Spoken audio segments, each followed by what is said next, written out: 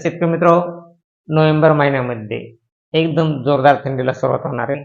आज 11 तारखेपासून चांगली जोरदार थंडी राहणार आहे. आज 11 तारखेला 13 ते 14 असे तापमान आज 11 तारखेपासूनच राहणार आहे. आणि हे हे तापमान सकाळचे पहाटचे तापमान आहे. त्यामुळे थंडी एकदम जोरदार ही 11 तारखेपासून सुरू झाली आहे आणि ही 30 नोव्हेंबरपर्यंत फिक्स थंडी जोरदार राहणार आहे. आणि डिसेंबर, जानेवारीमध्ये देखील खूप जोरदार थंडी राहणार आहे. पण सध्या तरी डिसेंबर, जानेवारीमध्ये ह्याच्यापेक्षा जास्त थंडी राहण्याचे खूप संकेत आहेत.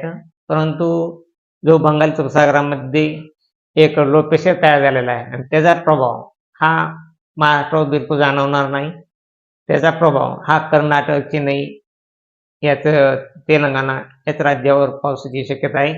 आणि सध्या तरी महाराष्ट्रामध्ये कसल्याच प्रकारे पाऊस येण्याची बिलकुल अंदाज नाही.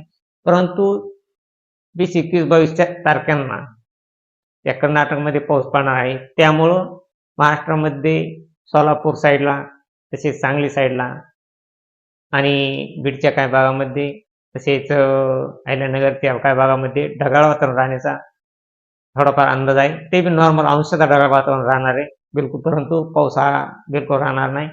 फक्त 2 दिवस 20, 21, 22 या तारखांना थोडे नॉर्मल थंडीचे प्रमाण कमी होणार आहे. ते प्रमाण 16 ते 15 सेल्सिअस राहणार आहे.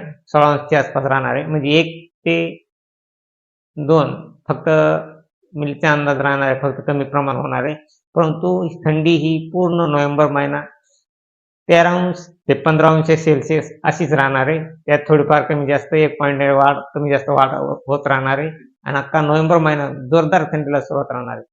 डिसेंबर महिन्यामध्ये देखील खूप जोरदार थंडी राहणार आहे आणि जानेवारीमध्ये देखील खूप थंडी राहणार आहे.